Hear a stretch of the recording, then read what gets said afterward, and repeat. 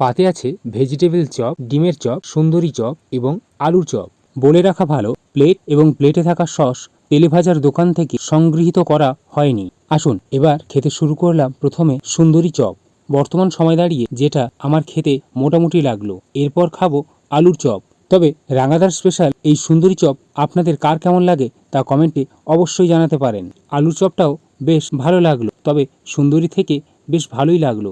এরপর খাবো ডিমের চপ। আপনাদের কোন তেলেভাজা খেতে সবথেকে বেশি ভালো লাগে তা অবশ্যই কমেন্টে জানাতে পারেন। আর আপনিও যদি আমার মতন ডিমের চপ খেতে ভালোবাসেন তাহলে কমেন্টে অবশ্যই জানাতে পারেন।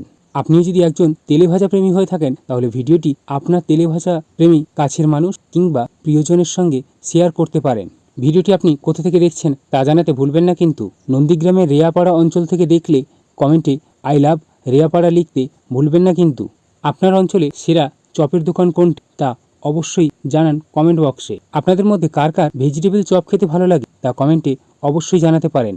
পরবর্তী ভিডিও দেখার জন্য ব্লগার সৌরভের ইউটিউব চ্যানেল চোখ রাখুন এবং চ্যানেলটি চটজলদি সাবস্ক্রাইব করে পাশে থাকুন। তেলেভাজাগুলোর কি দাম তা জানতে ব্লগার সৌরভের ফেসবুক পেজে চোখ রাখুন। ফেসবুক পেজের লিঙ্ক আমি ডেসক্রিপশন বক্সে দিয়ে রাখবো। ভেজিটেবল চপের বাকি অংশটা এবার মুখে ভরলাম আর শেষ করলাম আজকের তেলেভাজা খাওয়া। আজকের ভিডিওটি এই পর্যন্ত। দেখা হবে খুব শীঘ্রই অন্য আরেকটি ভিডিওতে। ততক্ষণে সবাই ভালো থাকুন এবং সুস্থ থাকুন। এখন সবাইকে টাটা।